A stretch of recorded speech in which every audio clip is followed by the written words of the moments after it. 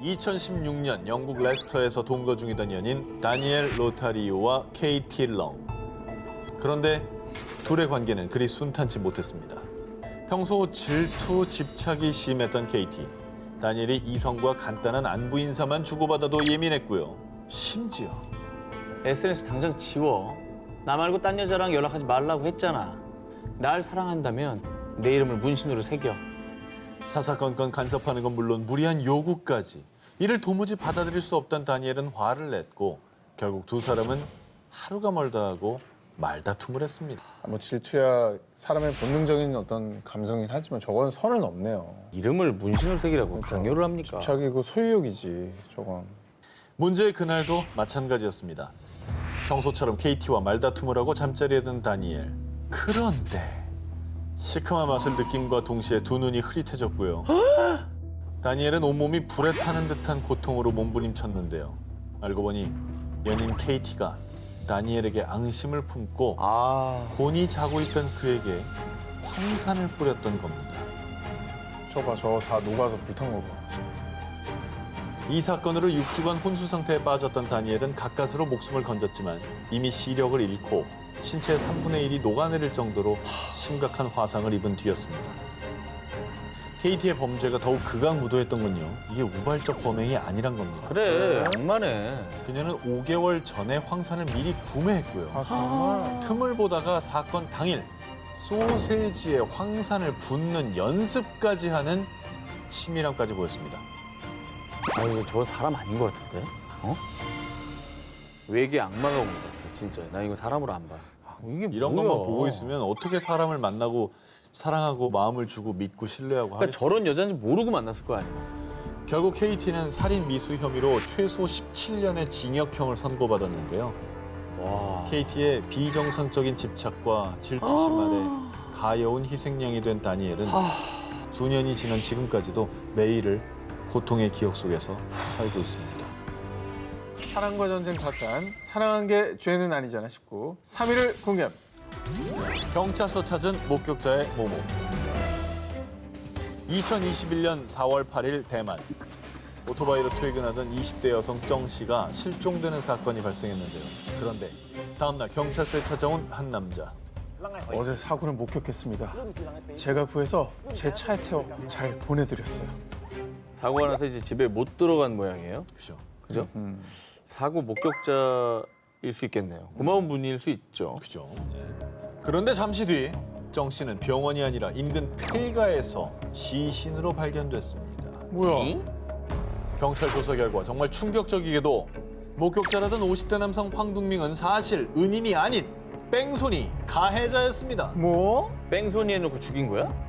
와 그럼 목격자가 행세를 한 거네. 자기 죄를 덮으려고. 그뿐만이 아닙니다. 더 놀라운 사실은 그의 정체가 다름 아닌 평소 정 씨를 괴롭혀온 스토커였다는 겁니다. 뭐라고? 사건 발생 약 2개월 전인 2021년 2월 스토커 황둥밍은 정 씨가 일하는 휴대폰 가게를 찾았는데요. 아휴. 그곳에서 그는 친절한 정 씨에게 반해 그날부터 추잡한 짓을 벌이기 시작했습니다. 황둥밍은 몸에 손을 대며 성추행하기 일수. 그리고 가정이 있는 정 씨가 분명히 싫다고 했음에도 불구하고 그녀의 출퇴근길을 미행하거나 불쑥불쑥 나타나 스토킹했습니다. 그리고 사건 당일 지인에게서 차를 빌린 스토커 황둥밍은 오토바이로 퇴근하는 정 씨를 미행, 고의로 추돌 사고를 일으켰고요. 뭐? 머리를 부딪혀 의식을 잃은 정 씨를 자신의 차에 태워 납치, 추악하게도 폐가에 데려가 추행한 뒤 결박한 채 유기했고요. 그렇게 병원에 가서 치료만 받았어도 살 수 있었던 정 씨는 차디찬 바닥에서 목숨을 잃었습니다. 심지어 스토커 황둥민은 뻔뻔하게도 경찰서를 찾아가 가짜 목격자 행세, 수사에 혼선을 주는 인간 말종짓을 벌였는데요. 말종이네, 말종. 하지만 결국 경찰 조사로 그의 스토커 짓이 여과 없이 드러났고요. 그는 살인죄, 강제 추행 혐의로 기소. 자신의 스토킹 범죄를 교통사고로 위장하려 한 그는 현재 법의 심판을 기다리고 있습니다. 뭘 기다려.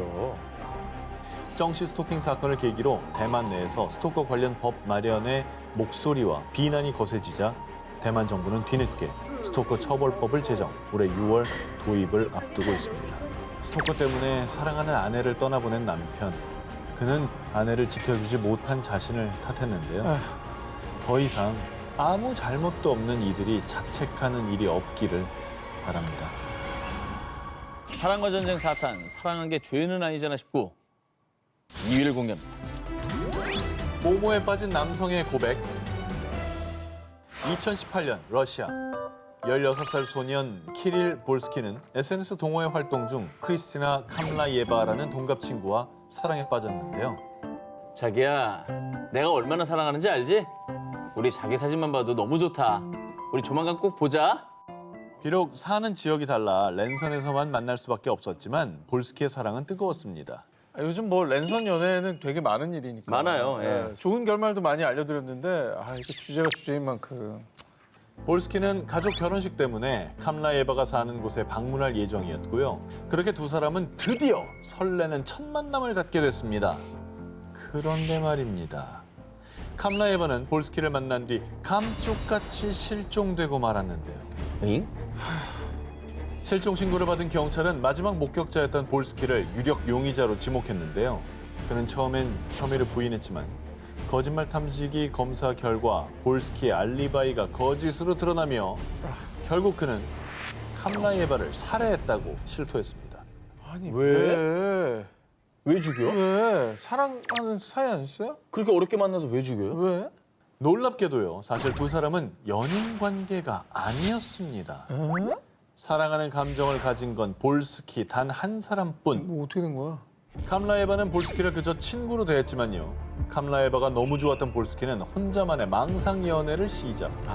다른 친구를 질투하고 또 자녀 계획까지 세우는 등 마치 자신이 캄라예바의 남자친구라도 된 마냥 망상에 빠졌던 겁니다. 그냥 랜선 친구로 생각했던 것 같은데 상대방은. 그냥 멀리서 오니까 그냥 만나서 뭐 커피 한잔 하려고. 그냥 뭐 그랬나 친구니까. 볼스키는 만날 명분을 만들기 위해서 가족의 결혼식이 있다고 거짓말한 거고요. 그렇게 하바롭스크에서 무려 6,000km 이상 떨어진 멀고 먼 모스크바까지 찾아갔고요. 드디어 캄라예바를 만난 볼스키는 자신의 감정을 당당히 고백했지만 자신의 상상과는 다르게 그녀가 고백을 거절하자 분노를 참지 못하고 잔인하게 살해, 시신을 근처 쓰레기통에 유기했던 겁니다. 어긋난 소유욕과 집착은 결코 진정한 사랑이 아니라는 걸 반드시 명심하길 바랍니다. 사랑과 전쟁 4탄, 사랑한 게 죄는 아니잖아 19. 18위와 1위 헤드라인 또 정 기자님 다 갖고 계신 기사인데요.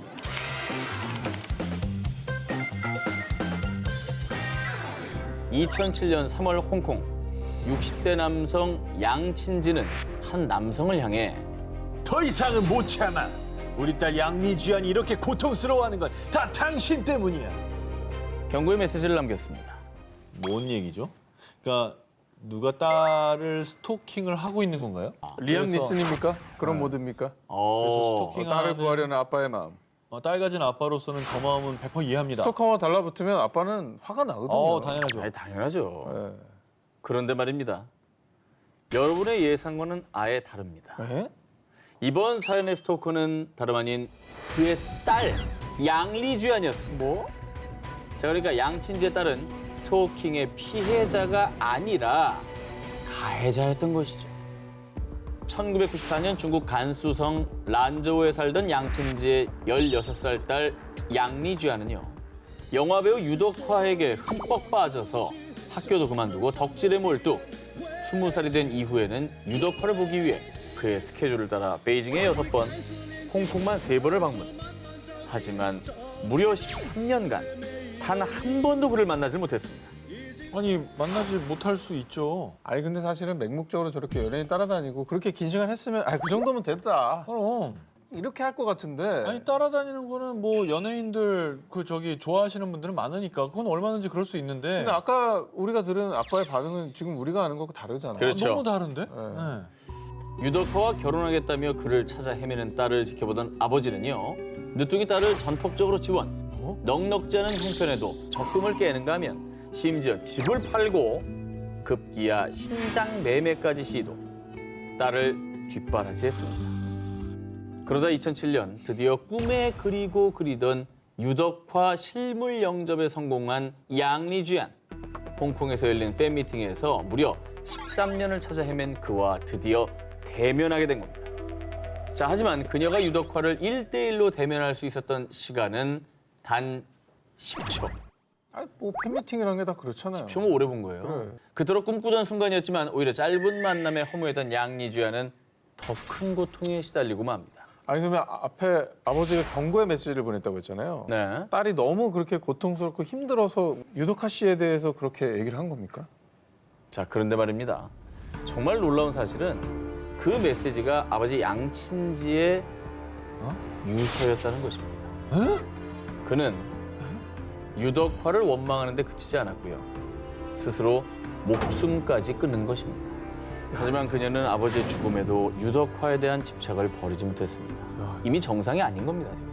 자, 하지만 유덕화가 자신을 만나주지 않자 급기야 아버지의 죽음이 그의 탓이라고 소송을 제기합니다. 자, 하지만 결국 패소했고요. 이 사건 이후로 유덕화는 충격에 정신과 치료까지 받아야 했습니다. 내가 열심히 연예인 활동을 한 결과로 누군가가 죽었다, 자살했다. 그럼 다행히 7년이 지난 2014년 양리주야는 부친의 자살과 유덕화는 무관하다며 사과했고요.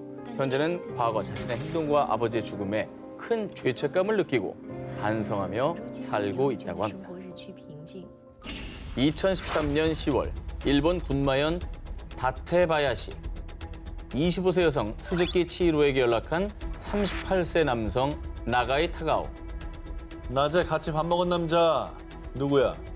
그 남자랑 무슨 사이냐고? 아무 사이 아니라니까. 거짓말! 지금 네 집 앞이야. 너 나올 때까지 기다린다. 일단 뭐 남자가 굉장히 화가 나 있고 어쨌든 의심받는 상황인 것 같아요. 네. 사실 두 사람은요 커플이 아니었습니다. 커플도 아니에요, 심지어? 이미 헤어진 사이. 그럼 남이네. 뭐야, 끝났으면 끝난 거지. 저렇게 딴 얘기할 남자를 권한도 없어요. 그럼 만나든 남남이라고. 말든 무슨 상관이세요? 뭐하든 상관없는 거 아니에요? 이게 구질구질한 내용이네. 집착하고 그죠? 자, 그런데 말입니다. 치히로에게 재결합을 강요하던 타가오는 급기야 그녀를 폭행하고 스토킹. 결국 견디다 못한 치히로는 몰래 이사한 뒤에 타가오가 자신을 찾을 수 없도록 주민대장 열람 제한까지 신청했습니다.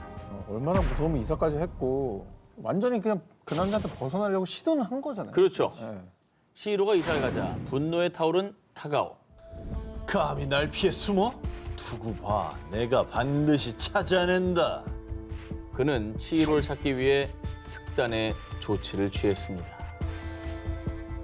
경찰서죠? 불법 각성제 갖고 있는 사람들 신고하려고요. 뭐? 치히로 가족의 차에 몰래 불법 마약 성분이 든 각성제를 가져다 둔 타가오. 헐.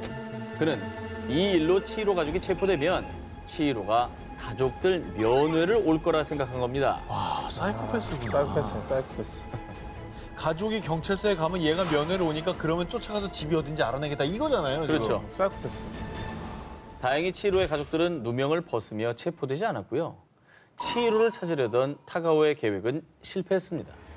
하지만 포기하지 않았던 타가오. 얼마 뒤 2차 계획에 돌입합니다. 바로 치히로 아버지의 차에 몰래 GPS를 부착한 것이지요. 헐. 이후에 딸의 집에 방문하는 치히로의 아버지를 미행했던 타가오. 아니, 당신이 어떻게 여기? 치히로, 내가 말했잖아. 넌 날 벗어날 수 없다고. 또 찾아냈으니까요. 얼마나 불안하겠어요. 저 정도의 집요함이면 어디로 가든 찾아낼 것 같아요. 진짜 너무하네. 타카오가 치히로의 집을 찾아내고 며칠 뒤인 2014년 2월 19일 안타깝게도 차량 안에서 머리에 충격을 입고 사망한 채 발견된 치히로. 뭐? 그리고 얼마 뒤 스토커 타카오 역시 극단적인 선택을 하며 비극적인 최후를 맞이했습니다. 숨막히는 전 남자친구의 스토킹, 과도한 집착, 어긋난 소유욕이 가져온 비극적인 결말뿐이었습니다.